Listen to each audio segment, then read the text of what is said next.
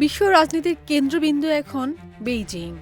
দীর্ঘ প্রতীক্ষার পর মুখোমুখি বিশ্বের দুই ক্ষমতাধর নেতা মার্কিন প্রেসিডেন্ট ডোনাল্ড ট্রাম্প এবং চীনের প্রেসিডেন্ট শি জিনপিং। দ্বিতীয় মেয়াদে প্রেসিডেন্ট হওয়ার পর এইটিই ট্রাম্পের প্রথম চীন সফর। প্রতিদ্বন্দ্বিতা সরিয়ে রেখে দুই দেশই এখন চাইছে বন্ধুত্বের নতুন সমীকরণ মেলাতে। শিকে নিজের বন্ধু বলে সম্বোধন করেছেন ট্রাম্প।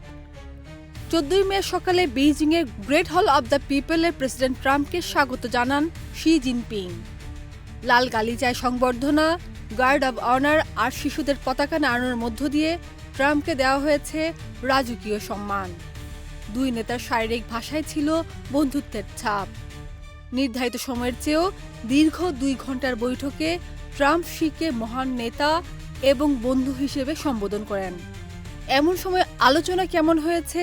সাংবাদিকদের এই প্রশ্নের জবাবে ট্রাম্প এক শব্দে বলেছেন, চমৎকার। বেইজিংয়ের এই বৈঠক এ যাবৎকালের সবচেয়ে বড় শীর্ষ সম্মেলন বলেও ব্যাখ্যা করেন ট্রাম্প। ট্রাম্প বলেন, আমাদের মধ্যে ভালো সম্পর্ক রয়েছে। কোনো সমস্যার মুখোমুখি হলে আমরা তা সমাধান করেছি। মানুষ জানে না, যখনই আমাদের কোনো সমস্যা হয়েছে আমরা খুব দ্রুত তা সমাধান করেছি। ট্রাম্প আরও বলেন, আমি সবাইকে বলি আপনি একজন মহান নেতা। তিনি বলেন, আপনার সঙ্গে থাকা সম্মানের, আপনার বন্ধু হওয়াও সম্মানের। বলার সঙ্গে সঙ্গে তিনি এটাও যোগ করেন, যুক্তরাষ্ট্র চীন সম্পর্ক আগের যে কোনো সময়ের চেয়ে ভালো হবে। ট্রাম্পের সঙ্গে বৈঠকে ইতিবাচক ফল নিয়ে আশাবাদী জিনপিং। তিনিও ট্রাম্পকে বলেন, আসুন আমরা একসঙ্গে একটি উজ্জ্বল ভবিষ্যৎ গড়ে তুলি। গোটা বিশ্ব আমাদের এই বৈঠকের দিকে তাকিয়ে। তিনি আরও বলেন, আমাদের একে অপরের প্রতিদ্বন্দ্বী না হয়ে পরস্পরের সঙ্গী হওয়া উচিত।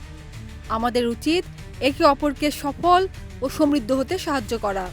বর্তমান যুগে প্রধান শক্তিধর রাষ্ট্রগুলো কিভাবে একে অপরের সঙ্গে শান্তিপূর্ণভাবে সহাবস্থান করতে পারে তার সঠিক পথের অনুসন্ধান করা উচিত। এ সময় প্রেসিডেন্ট শি জিনপিং এবং তার স্ত্রীকে আগামী 24 সেপ্টেম্বর হোয়াইট হাউস সফরের আনুষ্ঠানিক আমন্ত্রণ জানিয়েছেন প্রেসিডেন্ট ডোনাল্ড ট্রাম্প।